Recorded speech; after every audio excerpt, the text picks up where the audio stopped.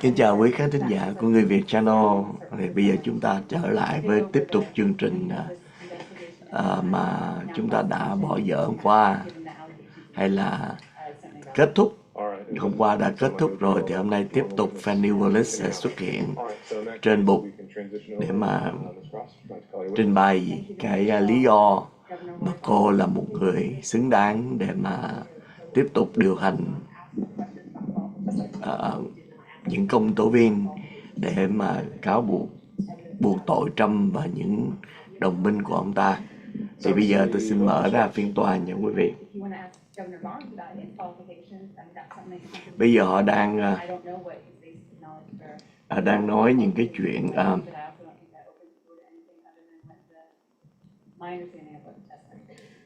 as I hear it, the issue of qualifications versus who was her first choice is going to be relevant to her intent, maybe, and perhaps that issue of the case. Quý vị có nghe được tôi làm ơn cho biết nha. Cảm ơn Tina Lê nha. Tina Lê có phải là người bên Facebook không? Có phải cùng một người không?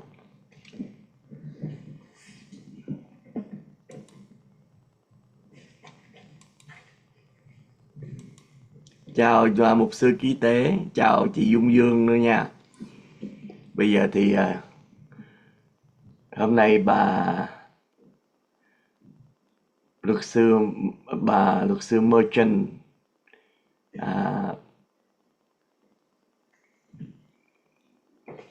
bà này hôm qua bị Fani Willis tấn công quá trời, nói bà là một người nó láo, một người đàn bà nó láo. Đó quý vị. Hôm qua bà Fani Willis quá dữ luôn, tôi cũng ngồi nghe bà trình bày mà tôi cũng run, công nhận hay ha. Nhưng mà quý vị có để ý là ông Scott McAfee đó có vẻ là không có đồng ý với phía bên ông Trump và những bị cáo. Tôi thấy là rõ ràng là như vậy đó. Cho nên đó cũng là một cái điều vui. Trời, hôm nay nhiều tin tức lắm quý vị ơi, đang chờ nè, tôi đang chờ cái tin chính thức đó là vụ ông Trump, coi như là 370 triệu đô la. Tôi đang chờ cái vụ đó đó. Tôi đã để sẵn hết rồi.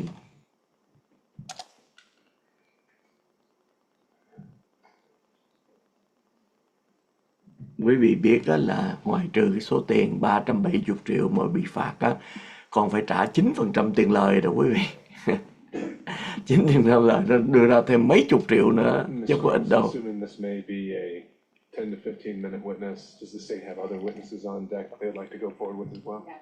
Bây giờ đưa nhân chứng ra nha. Tôi dậy sáng sớm cho nên tôi hơi bị lạng quạng đó quý vị. Tôi dậy từ hồi 7 giờ sáng bên đây rồi đó. Bởi vì phải làm việc trước rồi chuẩn bị. Cho nên tôi hơi lạng quạng, quý vị thông cảm nha.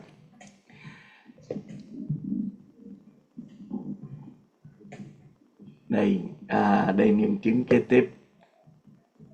Không phải, đây phải là nhân chứng không?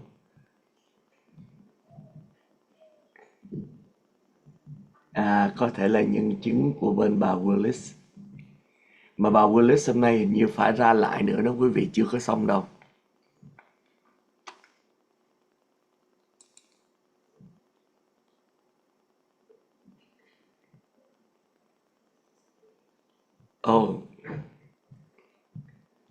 Ok Tina.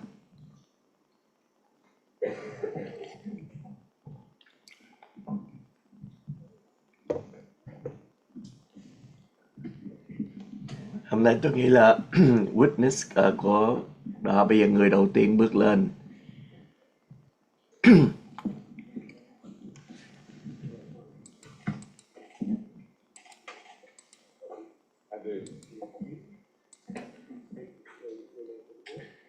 Roy Eugene Barnes, R-O-Y-E-U-G-E-N-E,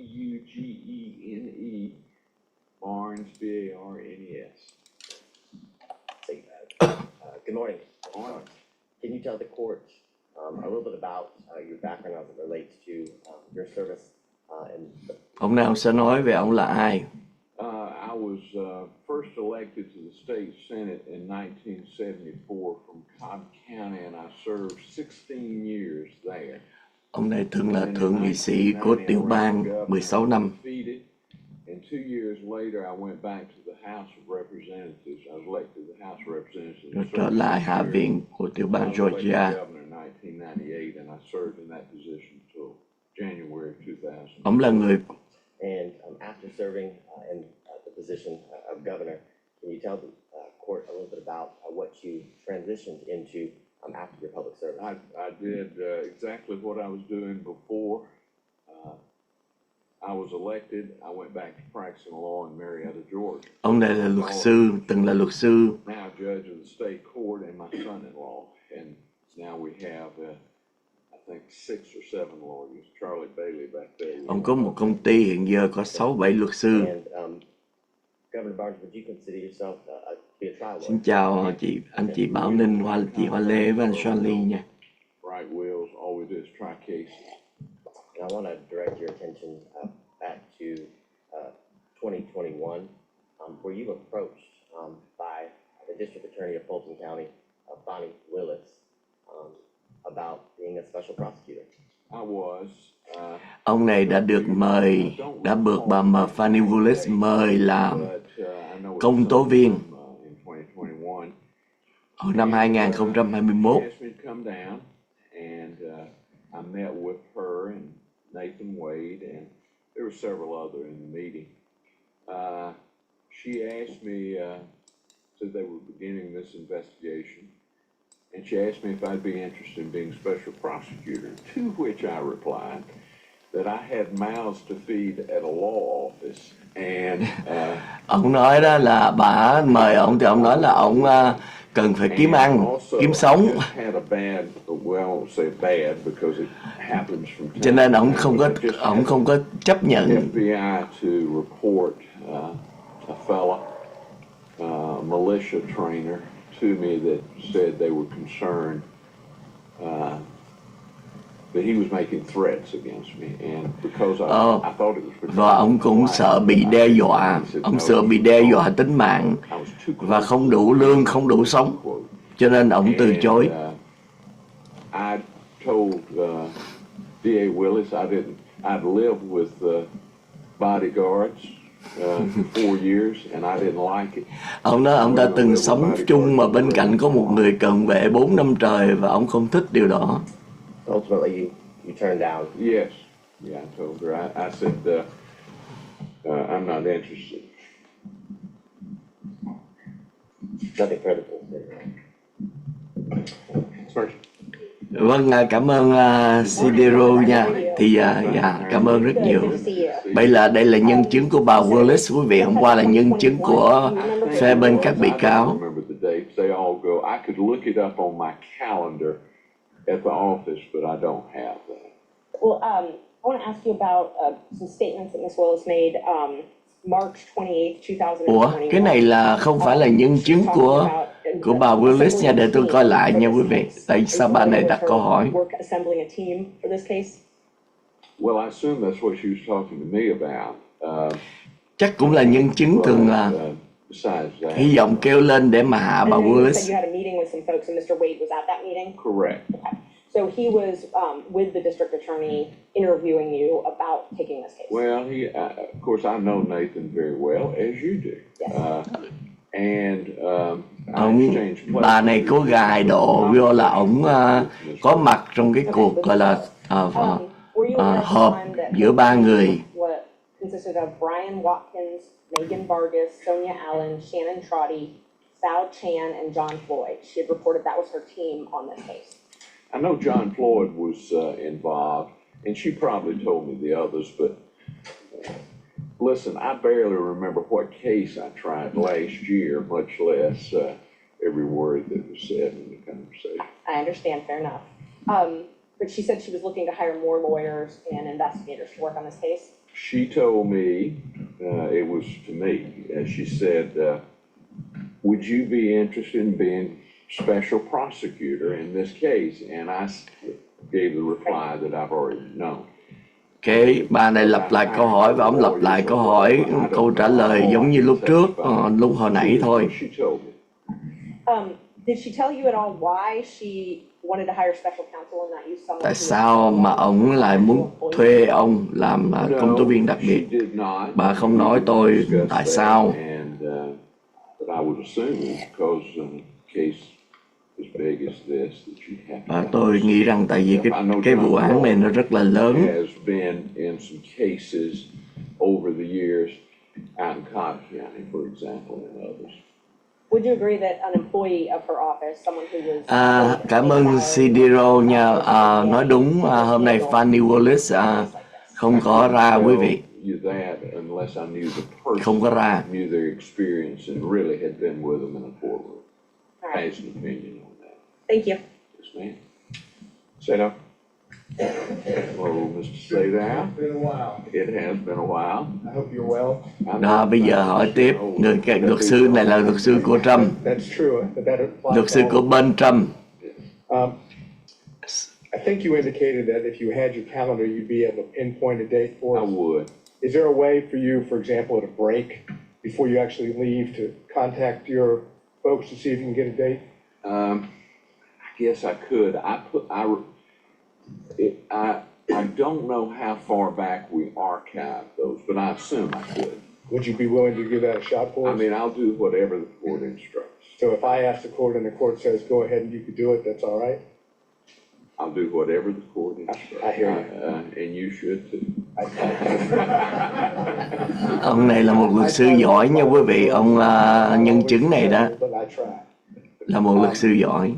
If I pinpoint a date, for example, I think the record is clear that Mr. Wade was hired for the position on November 1 of 2021. Does that help you at all? No, it does not.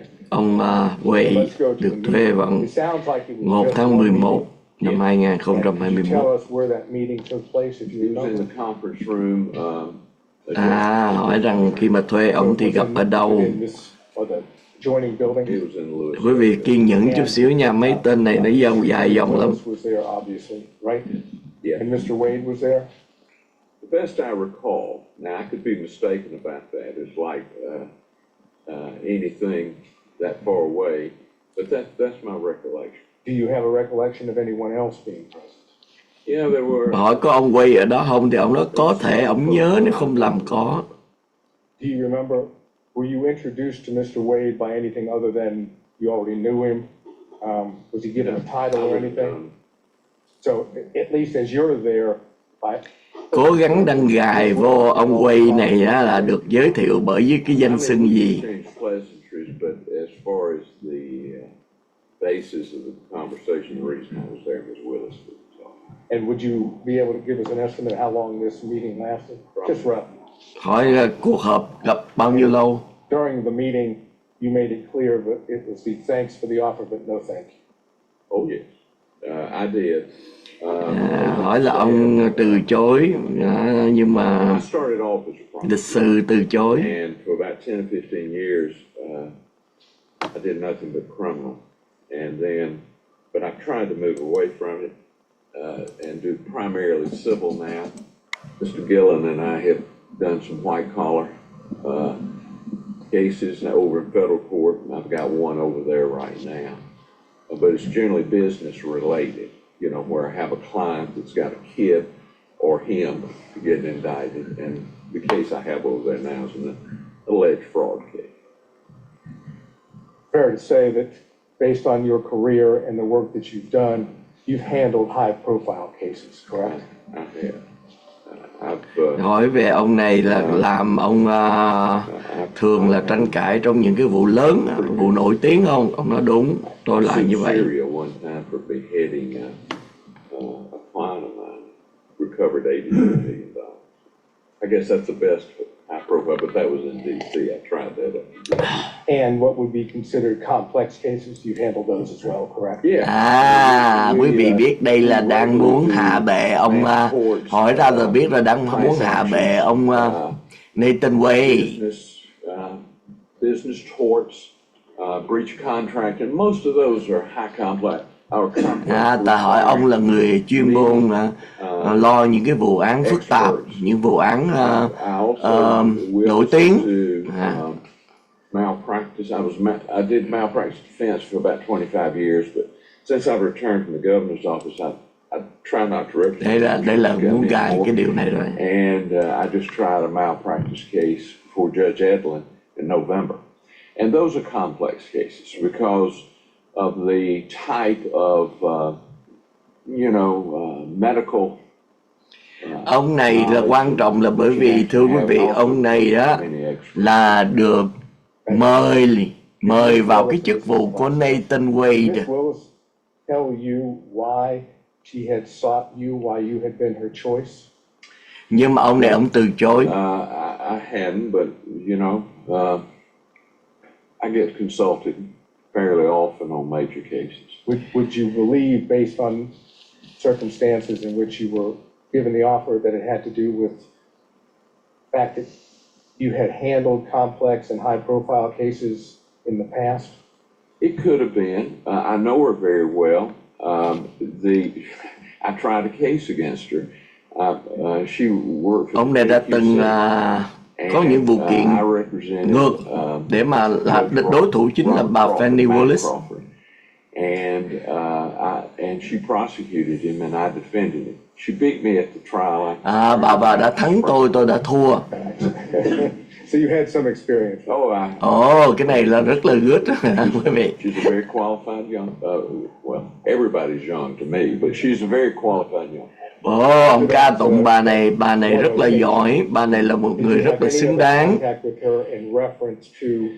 The position itself or who she might be considered. I had some conversations with her or Jeff DeSantis or some of those, but not really an in-depth, about who she should hire or anything. Ông không có, bà có hỏi ông là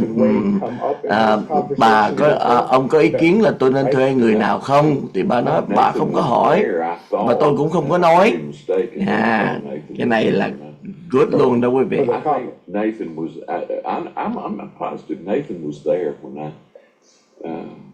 when I met with him. Right, and my question was probably poorly worded. So what I was asking is, after the conference and whatever consulting you might have done, yes, did Ms. Willis or Mr. DeSantis bring up the name Nathan Wade as a special prosecutor? Bây giờ khi nói chuyện, I don't think so. Ông có bao giờ nói về Nathan Wade không? Ông này nói tôi có bao giờ nói về đâu, tôi không có nghĩ vậy. Bà không có nói về Nathan Wade đó, bà mời tôi vô thôi. So I wasn't surprised that he was acting as a special prosecutor. Wow, ông nói là ông Nathan Wade rất là giỏi, cho nên tôi không có ngạc nhiên gì. Sau đó bà ta thuê ông Nathan Wade. Jeff works in the DA's office. I knew him when he worked for Thurber Baker. You know what his role in the DA's office is? I have no earthly idea. Is he in media? Does that sound familiar? He has done media in the past. Jeff has generally been. I like Jeff, and I'm very close to him, but he's generally been on the other side of my campaign. All right, so we're talking, the best of your recollection, conference. We don't have the date. I'm asking if you could possibly get it, but the conference you have, Mr. Wade could have been there. Yes, I'm almost sure he was there. And Ms. Willis, obviously, and Mr. DeSantis was there. Wow, ông Nathan Wade có mặt ở đó, có nghĩa là cái điều này đó quý vị, tức là trước mặt mọi người, bà Willis đã rõ ràng xác nhận ông này là trước, ông Nathan Wade mới là người thuê sau khi đã hỏi ông này. Hay lắm quý vị. Đây là nhân chứng của bà Willis, tôi nghĩ vậy. Mr. Rice? Mr. Gillen? Rồi không ai có câu hỏi gì hết. Tất cả những luật sư khác không ai có câu hỏi gì hết, bởi vì ông này là làm bể rồi quý vị, ông này quá. I consider you to be one of my best friends and a crackerjack lawyer. Điều quan trọng đây là ông rất là thích Nathan Wade. Ông nói Nathan Wade là giỏi, và thuê Nathan Wade là đúng. Yeah, there we go. We'll get that. But one or two more questions. you and I working together when it's the appropriate, when it's Ông này á, là trước đây đã làm you việc know, với we ông have no qualms about filing motions to disqualify the DA, have we? ông Bonds nha quý vị. Cái nhân chứng này có tên là Bonds. The DA out in Cobb County in the Brown case, didn't we? We did. So whatever needs Ông to này be là done, trước đây ta hợp tác chung với ông Bonds, ông luật sư của Trump nè. Mr. Cottrell, are you still with us by Zoom? Hết rồi. I am, Your Honor. All right, any questions? Giờ thêm một Yes, người sir. nữa. All right, and... Đa số đã không lên hỏi nha quý vị. All right, any redirect, Mr. Abadi? Can this witness be excused? Wow, cái này rất là hay nha quý vị. Chào chị McCroy, chị Hội Nguyễn với lại anh Don Trần. Date that the meeting occurred. And I'm wondering if we can, if it's really material, the exact date rather than just its proximity to the November 1st hiring. Is that fair? If he knows whether it was far earlier in the year versus maybe closer, would that obviate the need for the exact date? Quý vị, ông Bonds, ông nói sao quý vị? Ông nói ông Nguoi là một người rất là tổ chức mọi việc đều chu đáo. Ông ta biết cách điều khiển và tôi đã theo dõi ông ta nhiều năm, cho tôi không có ngạc nhiên gì mà lúc đó ông ta đang là tạm thời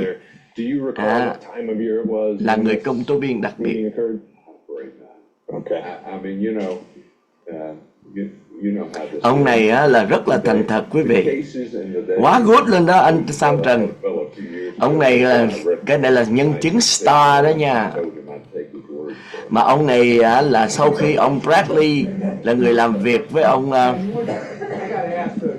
Nathan Nguoi từ chối không khai thì ông này trở thành là star nhân chứng. I will tell you, I believe lawyers should be well paid, Mr. Senator. Hỏi là luật sư có được trả tiền nhiều không? Ông nói luật sư cần phải được trả tiền nhiều, tức là ông Nathan Nguoi không có xứng đáng. 250 đồng một giờ của ông Nathan Nguoi là không có nhiều gì hết chú quý vị. Nó đúng ra là quá ít so với ông này. Ý ông nói như vậy đó, ông Bonds á. Bây giờ chúng ta hỏi ông Bradley á có tới hay không? The last estimation I heard was about 11:30. Okay. If that's still the case, then Ms. Cross, did you have another witness available? But having brought over it's Mr. John Floyd, not the special. Bây giờ đang chờ ông Bradley. Ông Bradley là partner, là bạn đồng nghiệp cùng chung một cái tổ chức luật sư. Ông này là người coi như là đã trả tiền thuê chung một cái văn phòng. Khi mà có một vụ án chung thì họ chia tiền ra, mà khi mà vụ án riêng thì tiền ai nấy giữ.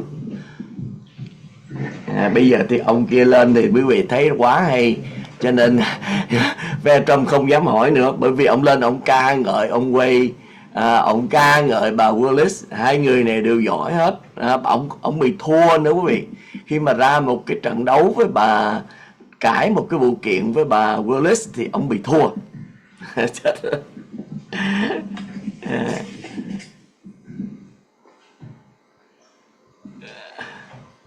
Đúng vậy đó anh Đào Trần. Yeah.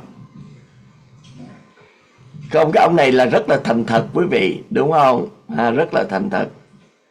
Cho nên bây giờ đâu dám hỏi nữa. Hỏi ra là cần có gì đâu nữa mà hỏi nữa. Cố gắng hỏi để mà hạ bệ ông Nathan Nguoi, để mà coi thử ông Nathan Nguoi là người như thế nào, còn hỏi là được giới thiệu như thế nào nữa chứ. Ông này ông nói không có giới thiệu gì hết, chỉ là bình thường thôi.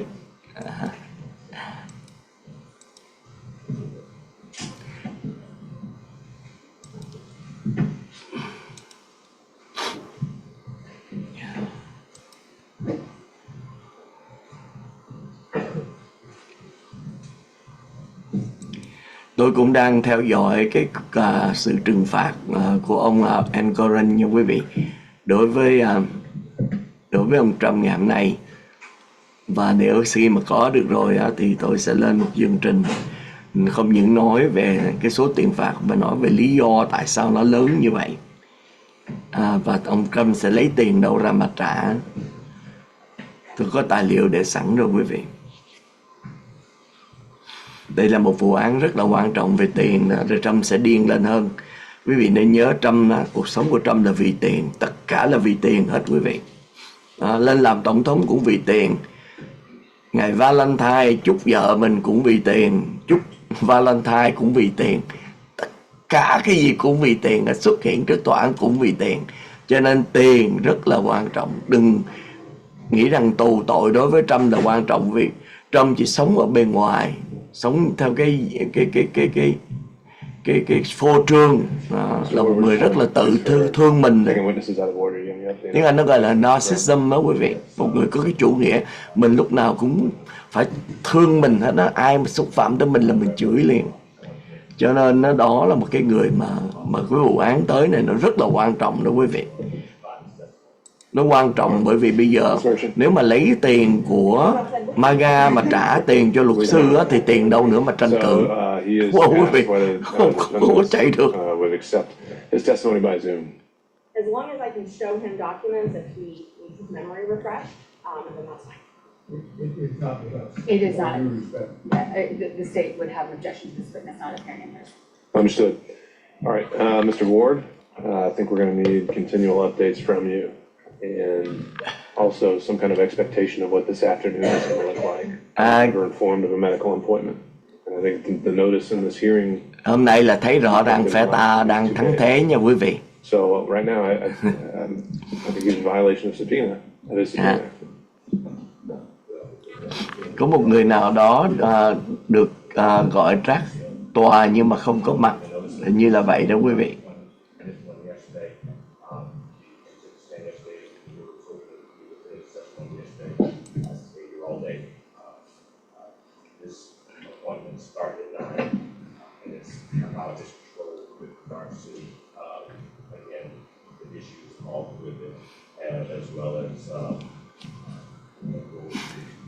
Bây giờ lấy tiền MAGA cũng không được, lấy tiền MAGA cũng chết.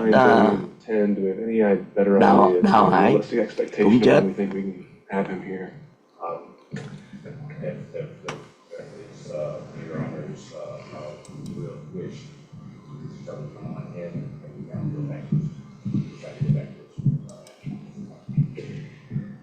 Is he, without getting too much into the particulars, has he already been seen by the doctor and he's waiting for results, or is he still waiting to be seen by the doctor? Có một người nào là nhân chứng nhưng mà bị bệnh hay sao đó.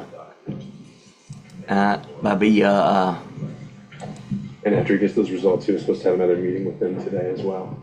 But potentially that meeting could occur later.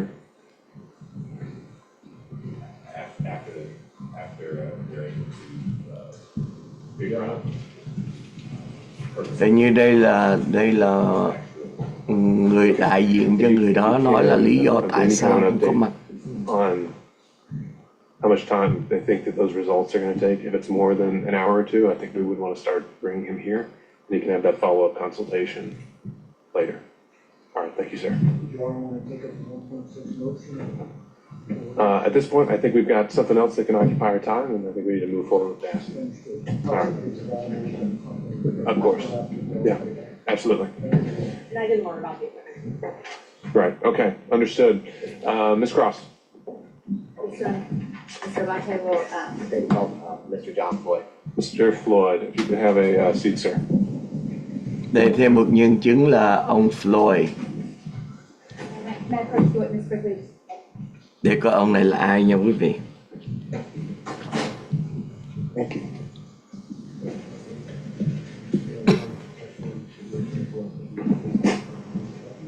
I do. Please state just the full name for the court.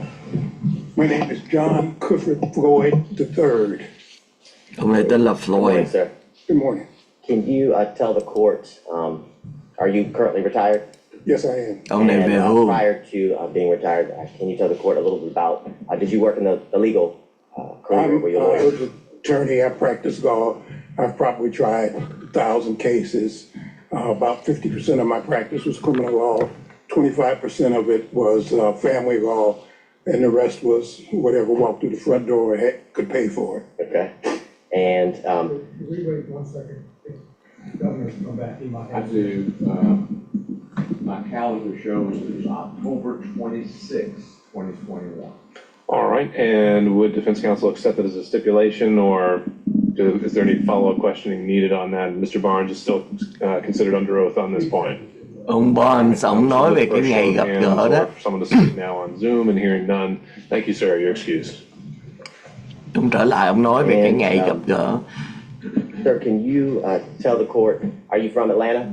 No, I grew up in South Central Los Angeles. I spent most of my legal career, I would say, in Washington, ông này D.C. sinh ra ở Los Angeles. But I've tried cases all over the country, and Nhưng mà ông làm việc khắp mọi nơi. I was the first lawyer to try an international criminal court. I was with the International Criminal Tribunal for Rwanda. I was in trial there for 4.5 years in Arusha, Tanzania, and Hague in the Netherlands. Okay. And when you weren't there, it sounds like the kind of center of gravity was Washington, D.C. Correct, but I've tried cases Vâng, in West Virginia, ông John Floyd này là Maryland, cha của bà Florida, Fani Willis. California. All over. Yes. And Đáng lẽ là ông sẽ nói chuyện qua Zoom, nhưng mà ông xuất hiện. I have one daughter, Fani Willis. Okay. And Xác nhận là con gái của ông. Back to 2019, okay? Yes. Back in 2019, can you tell the court, did you move here to Atlanta? I was living in Johannesburg, South Africa. 2019, trước khi ông cho ông Lý, ông sống ở South I could not Africa. get an extended visa. When I retired from the practice of law in 2018, Ông này cũng là một luật sư giỏi nha quý vị. South Africa, and I had to leave South Africa, and I did then come to Atlanta. Okay. Từ South Africa, ông tới Atlanta. Remember about the time period in 2019 when you moved in with your daughter here in Atlanta? It would have been the spring or summer of 2019. 2019, mùa xuân hay mùa hè, ông đã đến ở với lại Fani Willis. To kind of confirm your residency in Yeah. Atlanta. Well, my driver's license for the District of Columbia was going to expire on my birthday, which is in October. And yes, I did get a license here in the state of Georgia. Ông có cái bằng để làm luật, có bằng luật mà để hành nghề luật ở Georgia. Đây là nhân chứng của bà Willis, cái người mà đang thẩm vấn là luật sư của bà Willis, để chống lại hôm qua đó quý vị. Hôm qua đó là bên luật sư của Trump đó ngụ ý nói rằng đó là bà Willis để cho ông này ở nhà xong rồi đi ra ngoài để mà có tình cảm với ông Nathan Nguoi nó dễ dàng vào năm 2019. Đó, muốn chứng minh cái điều đó, bây giờ ông này sẽ lên phản biện. Before we get there, do you recognize State Exhibit 2? Yes, it's my driver's license. And is State Exhibit 2 a fair and accurate copy of your physical driver's license? Absolutely. This time around, the statement tender was been marked as State Exhibit 2 in evidence. Seeing no other objections, it's submitted. State Exhibit 2 is submitted for the record. Now, and for the record, Your Honor, the state is going to supplement State Exhibit 2 with a redacted copy of the license. The current copy is not redacted, with the address and things of that nature. Do you need to mark that differently in any way? I will mark it as State Exhibit 2A. Perfect. Now, you talked about when your driver's license was issued. Can you tell the court when was that driver's license here, your Georgia driver's license issued? It was on 9/28/2019. Okay, so September 28, 2019. Now, when you moved into District Attorney Willis's home, who lived there? Khi mà ông đi vào trong sống ở với bà Willis thì ai đã sống ở đây? Ông sống đó. Thỉnh thoảng thì mấy đứa cháu nội, cháu ngoại của tôi đến thăm tôi. Exactly. I think they were in school in various jurisdictions. And during the time, how long did you live at or with Miss Willis and at her home here in Fulton? Ông sống ở đó bao lâu? She was forced to move after she was elected. Bà đã bị, bà phải rời khỏi căn nhà sau khi bà thắng cử. After she was sworn in on January 1 of 2021. And on or about the 3rd of February, at probably 5:30 a.m. in the morning, there were people outside her house cursing and yelling and calling her. Khi mà bà thắng cử đó thì người ta ở ngoài la hét 5 giờ sáng đó là chửi bới bà, chửi thề. Sau khi mà bà thắng cử hồi tháng 1 đó thì tháng 2 đó là bọn mà chống bà đó nó tới trước nhà bà, nó chửi thề la lối sùm. Okay, and fortunately the neighbors called the police. Và rất là may mắn là những người hàng xóm gọi cảnh sát. Disbanded the group and it was just và cảnh sát đến để giải tán cái nhóm này. I hadn't seen anything exactly like it before. Okay. And after that happened, can you tell the court did Miss Willis have to move from her home? Yes, she was forced to đó, từ đó cho nên bà bắt buộc phải rời nhà là như vậy đó quý vị. Forced to leave shortly after she was sworn in. Did you remain at her home in Fulton County? Yes, I stayed there. Sau khi mà bà rời đi rồi thì ông vẫn còn ở đó. I guess. And from what you described, did you fear for her safety? Absolutely. I mean, ông có cảm thấy vấn đề an toàn cho bà hay không? Ông có sợ vấn đề đó không? Dĩ nhiên tôi sợ. They brought somebody, a man with a dog, because there've been so many death threats. Có những tại sao tôi không sợ được, bởi vì có bao nhiêu cái vấn đề mà đòi giết bà. Và ngay cả những đứa cháu của tôi nữa. Tôi rất là lo lắng đến vấn đề an ninh của bà. After what you heard and saw of that day, you remained at the house? Yes. And can you tell the court, with what you just described, why did you remain living at Miss? Tại sao trong thời gian đó, tại sao ông vẫn còn sống ở đó? Mr. Bunn? I believe it's relevant based on a lot of the questions that were asked yesterday at Miss Willis as to about the security threat and the fact that it was implied that those threats were not necessarily real in the sense that Mr. Floyd remained in the home. There were many questions about the fact that he remained and her children could still come and go to the house. I think it's relevant based to the testimony that was elicited from defense counsel yesterday. Well, these South Fulton police, first they put a car in front of the house that was there permanently. A police car. That was thing one. Đến nỗi mà an ninh đến nỗi mà cái cảnh sát ở quân Fulton phải đậu một cái xe trước nhà bà. Twice a day, and they would circle the house to look for bombs. I knew that was a house that my daughter had worked for. It was a brand new house. She's the only one. Cái căn nhà đó rất là mới, bà đã từng brand new house and tạo để tạo ra cái căn nhà này. Protect the house, and I stayed there to basically take care of the house, to take care of the yard, to take care of that. Also, somebody sprayed. Tôi phải ở lại để bảo vệ cái nhà đó. Và khi mà tôi ở đó thì có những người họ lấy sơn họ vẽ ra nhà tôi đó. South Fulton police, they have, I'm sure, all the records of all the things that happened. And all of the neighbors, I notified all the neighbors to look out and to watch out. And it was so crazy. I mean, it was just so crazy. We'd have people would show up and park car. There was a guy parked for probably 8 hours out in front of the house. It was just, and we'd call the police and, Now, at the time that you lived there with Miss Willis, and I guess even when you remained, so during the time period of 2019 to the end of 2020, are you aware if Miss Willis was dating someone? Yeah, she did. She had a boyfriend when I first got there. And did you meet her boyfriend? Yeah, I met him often. Năm 2019 bà có bồ quý vị. Chết. Can you tell the court why you were living there? How often would you see him? Lúc đó là bà đang có Sometimes bồ. every day, sometimes, every other day.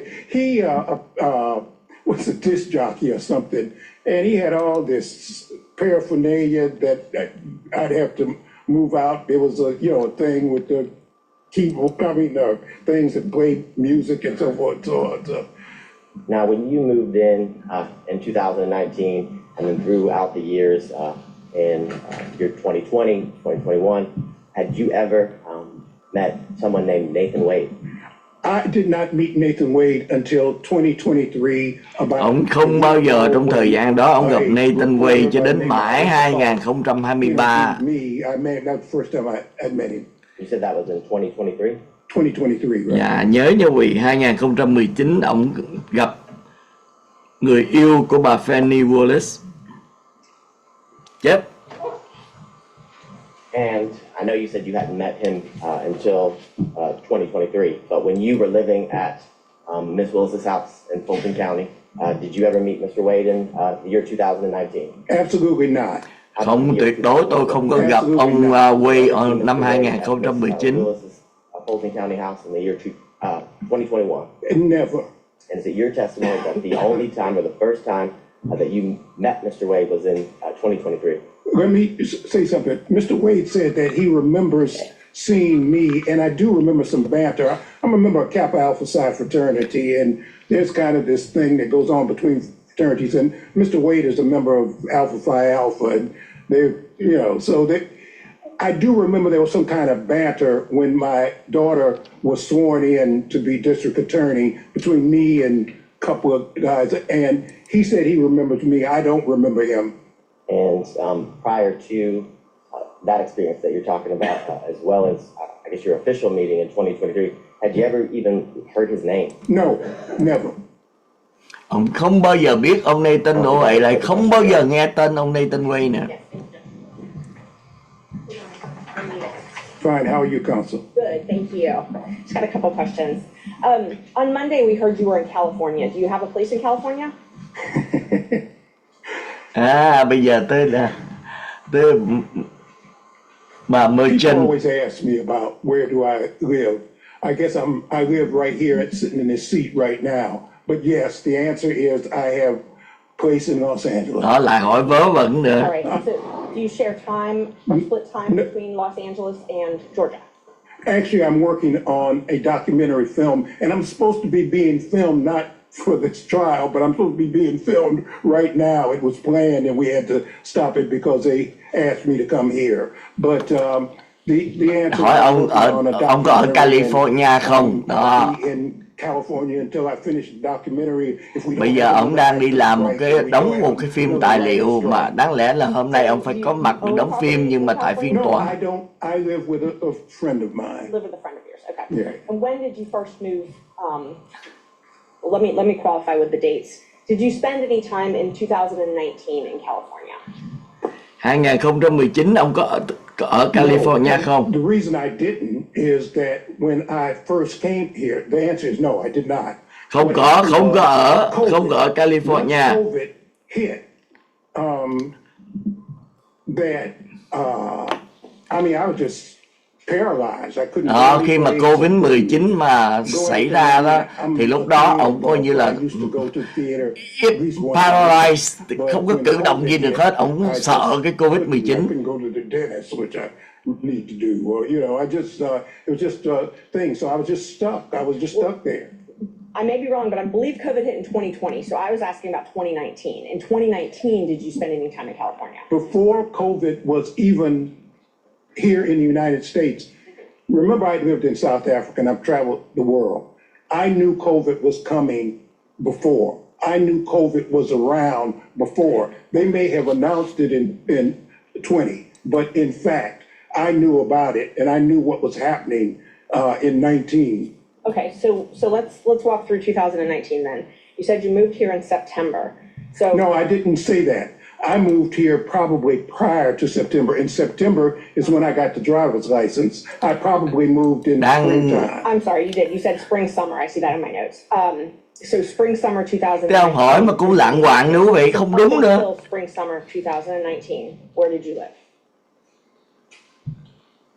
I lived in Johannesburg, well, I lived in Washington, D.C., 2018. I planned 2018. to retire for the rest of my life in South Africa. I had worked for Ông Nelson tính Mandela, về hưu Mandela, ở South and Africa. someone I'd gone to law school, he had Cái này không located quan there trọng nha after quý vị. Mandela was Để tôi freed muốn from prison để nghe when he ông became kết thúc ở đây là president. cái ý gì. I was going to live there for the rest of my life, but unfortunately, because of political reasons, I could not stay in South Africa.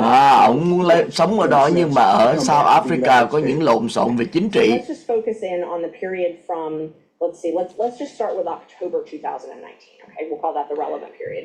October 2019 until the end of 2019. Were you in Georgia every single day of that year? Absolutely. 2020. Bạn gái ổng từ tháng 10, tháng 12 ổng có không? Ổng có ở rồi sao? Ổng nói 100%, chắc chắn luôn. Let's start in 2020. All right. So 2020, the entire year, did you travel anywhere? No. You didn't travel. Năm 2020 ổng có đi đâu không? Không. The movies, which upset me also. So that entire year, 2020, you remained here in Georgia. Right. 2020 ổng vẫn ở. Do any traveling? No. So when did you move back, or when did you start this documentary film in Los Angeles? What I had been doing to occupy my time as I was writing my own memoir. As I delved into my family background, I discovered something, and that's what got me to working on the documentary. So I want you to understand what was going on in my life. I pitched I have a movie script called Bad Blood. I have a movie script we're trying to sell. So I tried to sell that, and I just happened to mention. Bà hỏi tại sao ông làm cái phim này, cái phim về tài liệu. It's called The Snake Five. The legendary Peter Fitzsimmons was interested, and so with Peter Fitzsimmons and Leah Smith, we're now doing the documentary. So I don't want to interrupt you, but what I was asking was when you moved to Los Angeles, not what you moved there for. well, you keep saying moved. I haven't moved to Los Angeles. I spent more time in California, in Oakland, if you really want to just be, because Cứ đổ thừa ông này là move tức là dời nhà qua. we're working on the documentary. Okay. I was in Los Angeles because I was going to the Pan African Film Festival, and that's why we were there. And the way Hollywood works is, you know, when you make connections, and film festivals are a place to try to sell ideas and meet people and organize things. You still own property in Washington, D.C., correct? No, I don't. You don't own property at 1467 Roxana Road, Northwest? That's where I used to live. That's where you used to live. Did Right. you own that property? Yes. Okay. And you owned that property when Không you có moved đường gì hỏi lung tung quý vị. Yes. and you owned it in 2000. Bởi vì nói thật không thôi. That now you talk about. Tại vì nói thật đó anh Trần Đạo, cho nên có gì đâu. Dispute between me and I had gotten a reverse mortgage company. And Hỏi coi ông có nhà này của ông hay không, đại khái vậy đó quý vị. I walked away from it. Okay. You walked away from it with Càng hỏi càng tốt. almost $300,000. Yeah, what is the relevance of that? Where he lived and registered to vote. That's what they brought in. So that's. Why is the money he got from the sale relevant at all? Đó, bây giờ ông Scott McAfee phải stop, bởi vì bà hỏi những câu mà không có liên hệ gì đến cái gì, cái đề tài của ngày hôm nay. Vì nó nhớ cái phiên tòa này để cho rằng bà Fani Willis là người thiếu đạo đức, tham nhũng, rồi ngoại tình. Đó, đây là cái mục đích như vậy đó. I think it may have been the same day, but maybe it was the next day. I don't remember. But you didn't own property here in Georgia that day? No, I was living with my daughter.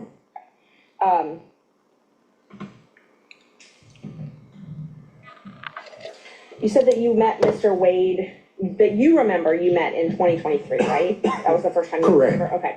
And I wasn't really clear. You said something about meeting him. Was it with Mr. Isikoff, or did Mr. Isikoff tell you? No, I was being interviewed by Mr. Isikoff. Okay. And he walked in, and Ông Isikoff là cái người cuốn, tôi nhớ là cái người viết cuốn sách 5 Meter Where were you being Votes. interviewed? at the district attorney's office. Thế không có liên hệ gì hết quý vị. Yes. And so Bí rồi cho nên hỏi bậy bạ thôi chứ không phải là gài đâu, bởi vì gài là khác quý vị, khôn ngoan là khác, nhưng mà bí thì cứ hỏi bậy bạ vậy thôi chứ tại vì đâu có chuẩn bị gì đâu, ông này ông quá thành thật cho nên bây giờ hỏi bậy bạ chứ không phải là hỏi bậy bạ. Ví dụ như không có chuẩn bị trước thì mình còn có chuẩn bị trước thì mình còn có thể nói là họ cố tình như vậy. Còn bây giờ ông đã lên ông khai vậy, cố tình hỏi những cái câu không biết hỏi cái gì nữa quý vị.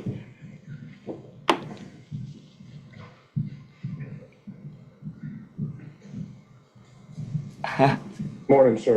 Good morning, how are you? Bây giờ guys? người khác. I'm fine. I'll try to ask you some specific questions if we could, okay? And I'll give specific answers if I can. Perfect. Okay. The driver's license address, I'm not going to publish. That is State's Exhibit number 2. But is the address on that driver's license the home that you're referring to as your daughter's in South Fulton? Absolutely. Cái driver license đó là cái địa chỉ ông ở nhà con gái ông quý vị, đây là cái điểm quan trọng. It's unclear to me. When did you stop living at what I would call your daughter's home in South Fulton? Khi nào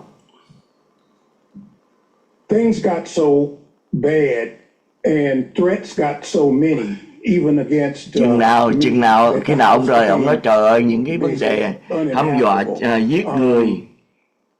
You know, I got tired of rồi chung quanh hận thù cho nên ông quá mệt mỏi. Of 2022, something like that. December of 2022. Right. Ông phải rời đi năm 2022. Now, let me change and go back for another date. You had indicated, and I didn't hear it. When was your daughter, Miss Willis, when was she sworn in as district attorney? On January 1, 2021. Ông nhớ ngày cố gắng đây là cố gắng để cho ông nói lộn đó, mà ông này ông quá sáng suốt quý vị. On February the 3rd, 2021? That's my best recollection. Okay. So my question then is, after February 3rd of 2021, how much longer did Miss Willis stay at the house before she moved somewhere else? Very short period of time, and I cannot be precise, but hỏi chừng nào bà rời nhà. It wasn't more than a month and a half, if that long. Okay, so we're talking about, best of your recollection, end of February into the beginning of March, give or take, of 2021, when Miss Willis would have moved to a different location. Exactly. Okay. Trở lại những câu hỏi đó nữa. Return to the house, that is the house that you were in at any point in time that you can remember. From time to time, she and her security might show up for her to pick something up or take something or something, but she always would come with her security. Okay, my question was poorly worded, I apologize. Did she come back permanently to her house? Oh, absolutely not. Okay, absolutely not. So as far as you're aware, that once Miss Willis left the house, her house, South Fulton House, so the record's clear, in either late February or into March of 2021, best of your recollection. Hỏi đại khái là bà có trở lại sống ở đó nữa hay không, thì ông này ông nói không, tuyệt đối là không. Thỉnh thoảng bà tới bà lấy đồ, bà đi chung với những nhân viên của bà. I would have to walk around that house looking out of every window. Ngay cả khi bà đi, ông cũng vẫn bị hăm dọa nữa nha quý vị. I got lights so that if somebody would come at night in the back, so that those kinds of reflecting lights, I had those put up. I don't mean to finish off. Okay. All I was interested in is whether she had ever returned. No, the answer is no. Okay. Now, when Miss Willis, when your daughter left the home, time period, end of February, beginning of March, give or take, 2021, do you know where she moved to? No, and I didn't want to know. I intentionally did not want to know. Khi mà bà rời đi, ông không có cần muốn biết bà ở đâu, ông cố tình không muốn như vậy. Okay, so would it be fair to say that if you didn't want to know, you never visited her at the place that she moved to? Oh, I never did. Never did. Ông không có thăm viếng bà. Do you know how long she stayed at the first place that she went to after she left her house before she moved to a second place. Cố gắng làm cho ông này, And this is hearsay, counsel, is that ông rất là bình tĩnh, cố gắng làm cho ông loạn trí đó quý vị. Hỏi những câu vớ vẩn. No, I don't know any place. I was taken one time for Christmas Day. I've only seen my daughter, and this is very hard for me to say, but during the period my daughter left, I've only seen my daughter 13 times because I can't, and we've never seen each other more than maybe 3 hours because of, you know, the nightmare threats against her and me. And I understand that, and from the perspective of being a father myself, I understand what that means. So I'm going to move away from that. I was just trying to get an idea of date-wise, okay?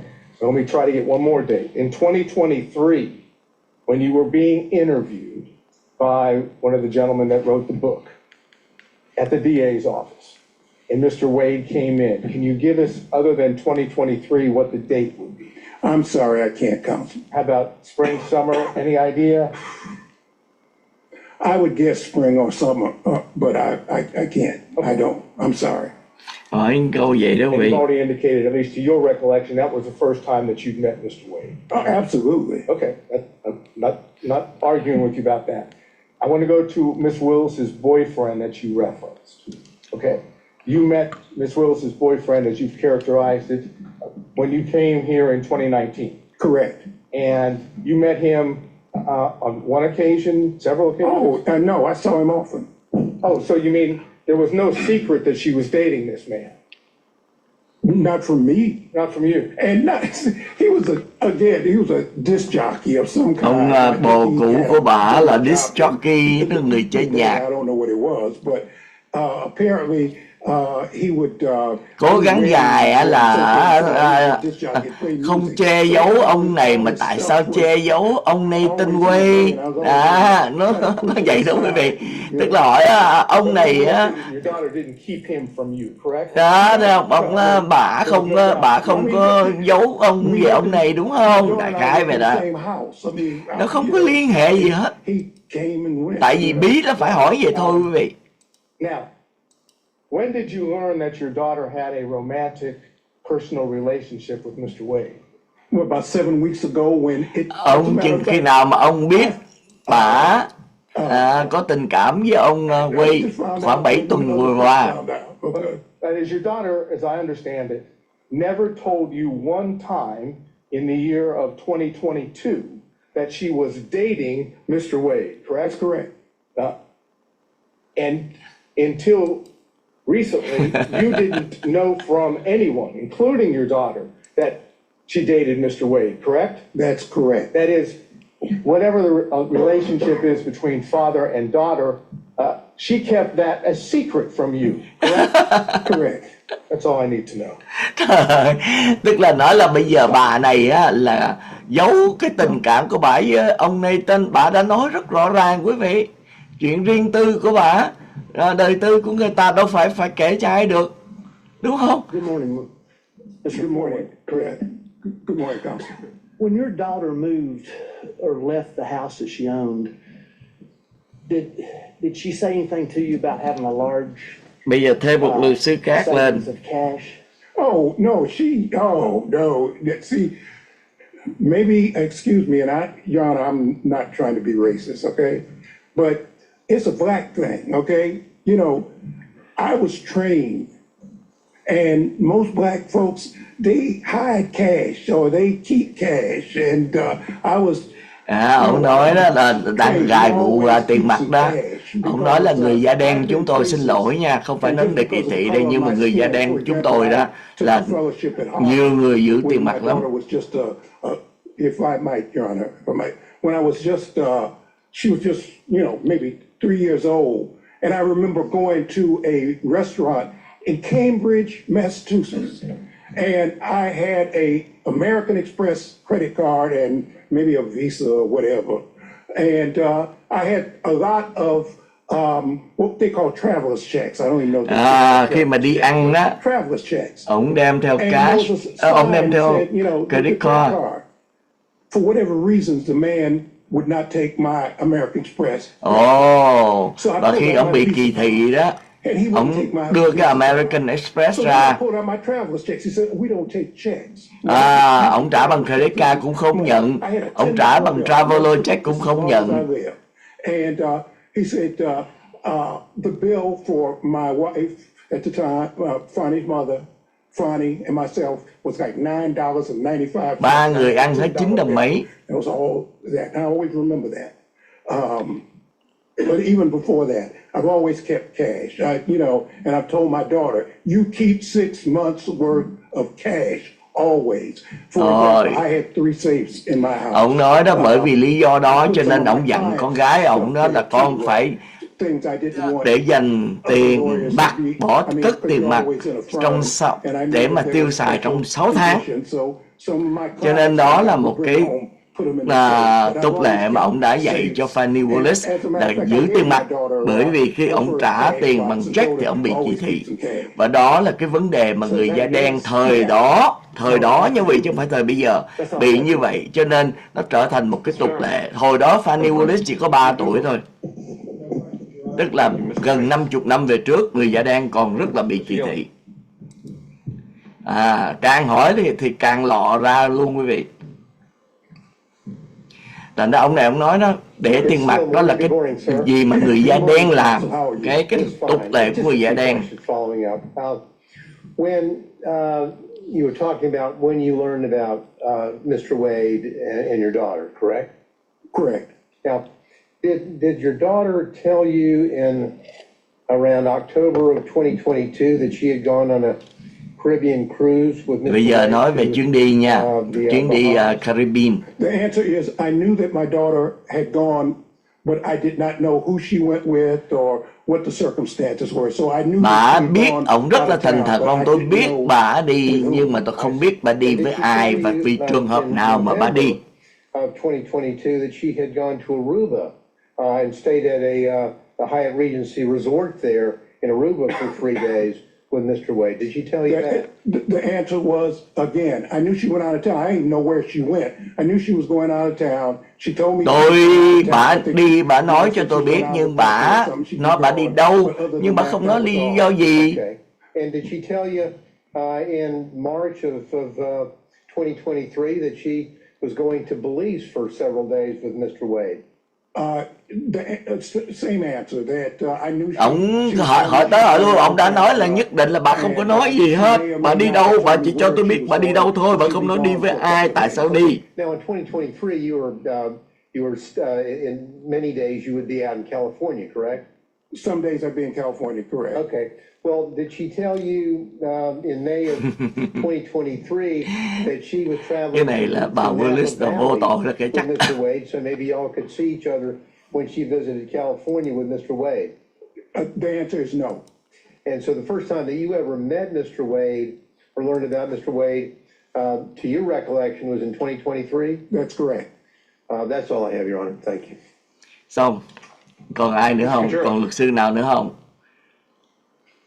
Đây là phe của bị cáo đấy nha quý vị. Tất cả những luật sư này là của bị cáo đó, của Trump, của Jeffries, của Roman. Good morning, counsel. We take a moment. Let's just pause, see if we can change the screens to show Mr. Kucherov. Your Honor, I'm on a phone, so it's kind of difficult. Can you turn your screen on now? I'm trying to.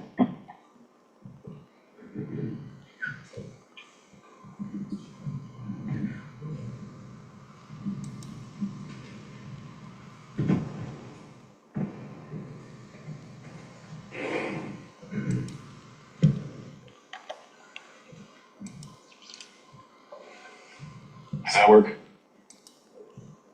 Just to hold one more moment? All right, there we go. You can proceed, Mr. Kucherov. Sir, you seem to know about the issue of cash in this. Đây là luật sư của Trump nhưng mà dùng Zoom quý vị. Was going to be an issue in this testimony. Because I was asked for it and I was prepped by the lawyers and they asked me about it. What else? Cha này, ông này vô duyên lắm quý vị. Tại sao ông nói về vấn đề tiền bạc? Ông nói luật sư hỏi tôi về tiền bạc thì tôi nói thôi. Speak with your daughter about your testimony.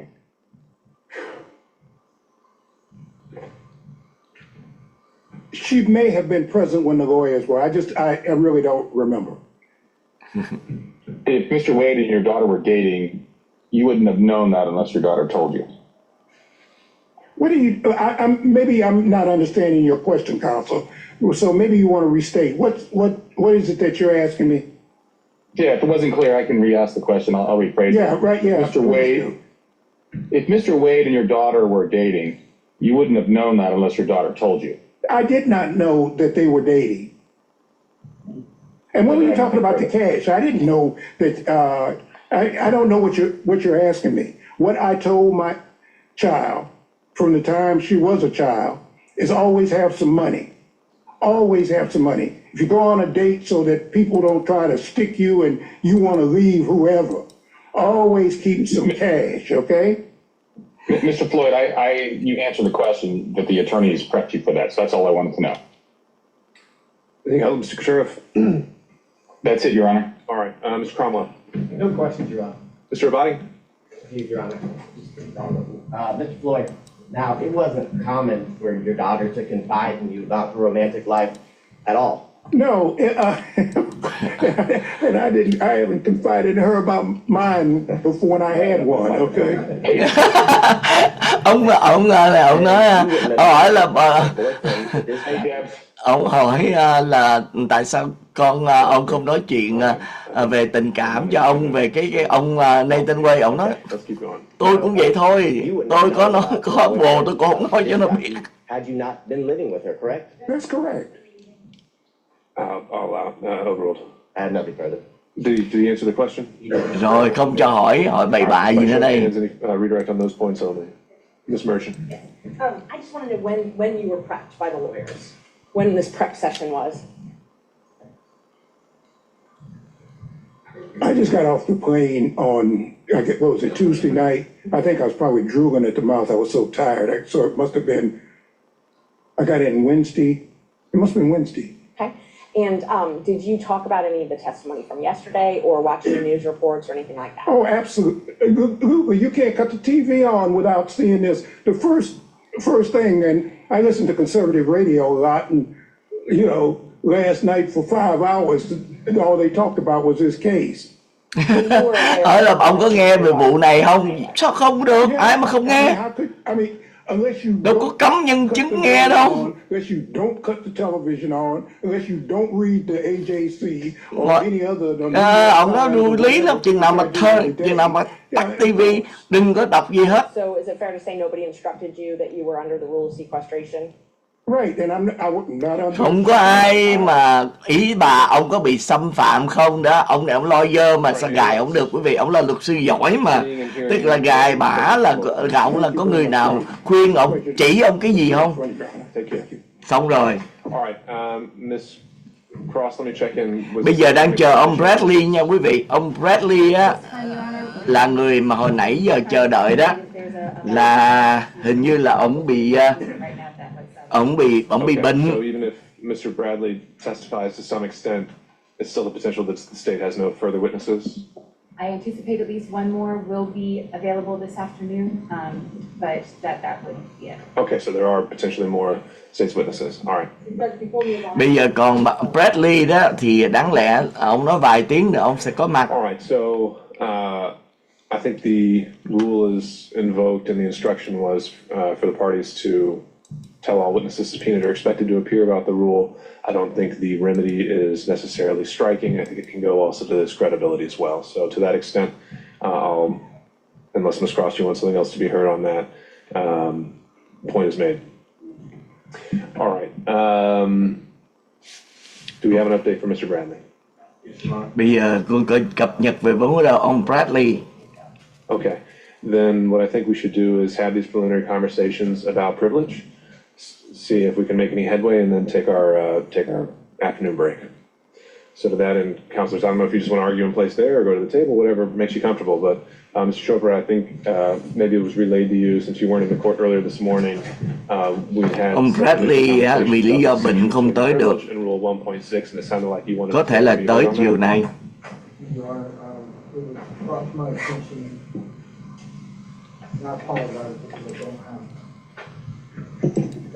What do you need? Well, a copy of the case in front of me would be helpful, but it's not necessary. It would just take me a second to keep looking at the front of the Whatever you need to do. Your Honor, I believe case forward in anticipation of 13 the rule 1.6. Cái vấn đề ở đây á, quý vị thấy đó là rõ ràng là mình nói thật á, thì khó bẻ lắm. Bởi vậy cho nên Trump đâu có lên mà lên bục được quý vị. Lên bục là bể liền. Không dám, không bao giờ dám lên. Nó lên là chỉ để mà dùng cái đó để mà quảng cáo thôi, chứ còn không có lên bục đâu. Hỏi một cái là bể hết. Cái vấn đề ở đây là như vậy quý vị. Khi quý vị nói thật á, thì nó đi dẫn từ đầu tới đuôi. Còn khi nó láo là mình quên mình nói gì nữa.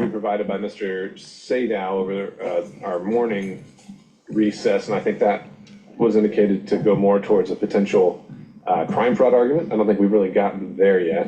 It's not crime fraud per se. It's the same notion. It's fraud on ông okay. But yes, that's to attorney-client privilege waiver. Right. 1.6 confidential. The case that I had cited to this morning, showing the distinction between the two, was tenant healthcare. So that's where we were on the threshold issue. Did you have something that you wanted to address on that? I have not been able to review that, Your Honor. I was... Hình như là ông đi qua một... All right, Mr. Ward, you're co-counsel with Mr. Bradley? Ông McAfee rất là muốn gặp ông Bradley, cho nên yêu cầu ông luật sư cập nhật.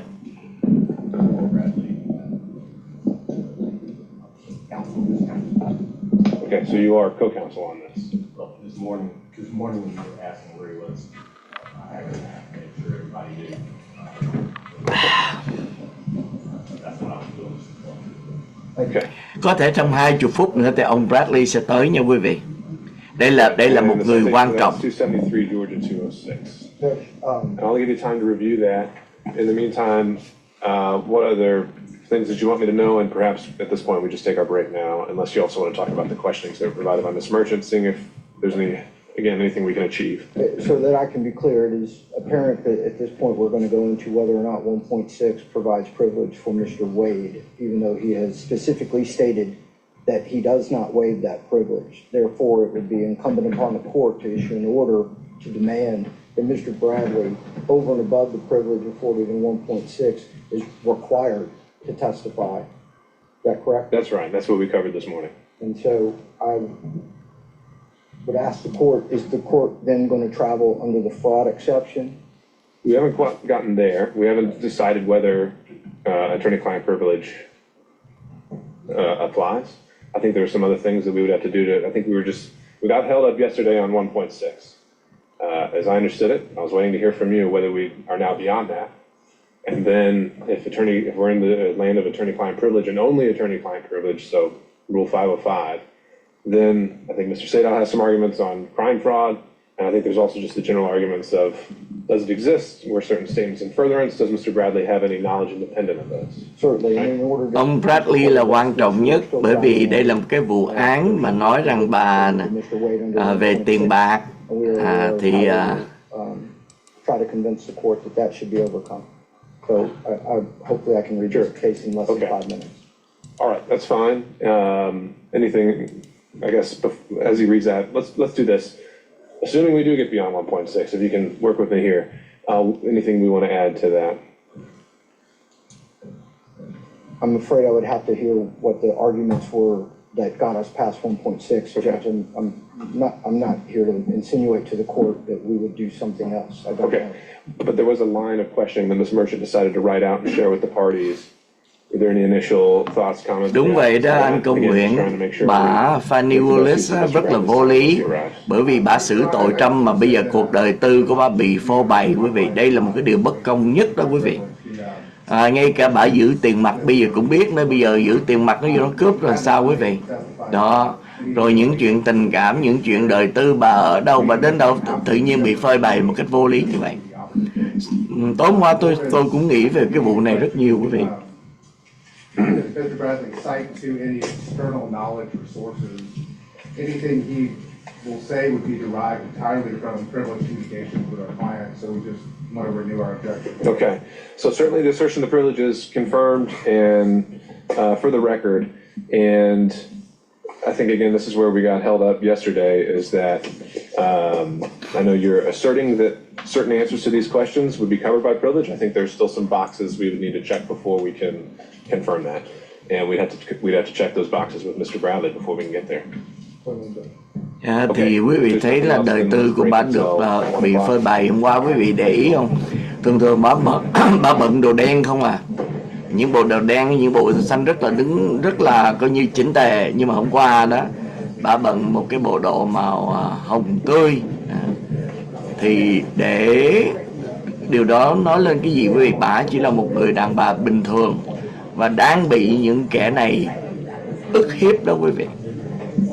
Đó là một điều rất là bất công, và nhiều khán thính giả cho rằng bà không nên làm cái vụ này thì đương nhiên, nhưng mà vấn đề tình cảm bà đâu có làm gì sai đâu quý vị. Không có trả lương cho ông này, thuê quá cao còn thấp nữa nha quý vị đó. Rồi đó, có vấn đề tình cảm với ông này sau khi thuê, đúng không? Đi đâu mỗi người đều trả tiền riêng hết. Cái vấn đề lập luận là bà lấy tiền, bà thuê ông này để ông này lấy tiền trao cho bà, quý vị thấy vô lý không? Đó, bây giờ thì tòa án đã coi như tạm ngưng nha quý vị. Bây giờ tôi cũng xin phép quý vị tạm ngưng, nhưng mà tôi sẽ trở lại sau khi tòa tiếp tục. Cho nên quý vị, bây giờ tôi sẽ trở lại nha quý vị. Tôi sẽ post lên một cái chương trình tiếp nữa, cho nên quý vị chờ đợi.